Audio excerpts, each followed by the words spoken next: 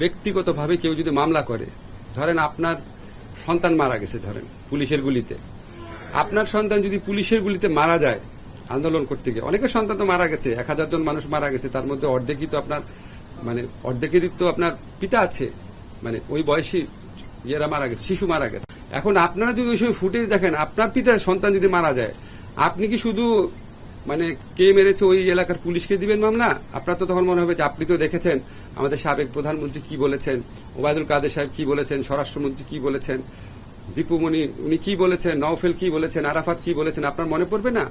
এখন আপনি যদি ওনাদের বিরুদ্ধে মামলা দেন, রাষ্ট্রের কোনো অধিকার নাই আপনাকে মামলা করার, আপনি মামলা করতে পারবেন না বলার।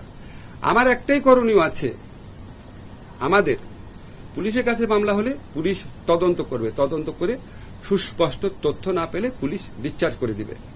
আদালতে যদি মামলা যায়, আদালত তদন্তপূর্বক এফআইআর নিতে বলবে। আমরা আমাদের যেটুকু করার, যে তদন্ত কাজে বা বিচার কাজে, সেখানে আমরা ডিউ প্রসেস বজায় রাখার আপ্রাণ চেষ্টা করব। এটা আপনাদের প্রতি আমার কমিটমেন্ট, ডিউ প্রসেস বজায় রাখার চেষ্টা করব। এখন আমরা তো আর আদালতে হস্তক্ষেপ করতে পারি না, আমরা আদালতকে ফেসিলিটেট করব যাতে আদালত ডিউ প্রসেস বজায় রাখতে পারে। আমি এমনকি এমনও শুনেছি কিছু কিছু জায়গাতে আদালতের উপরও আপনার চাপ আছে।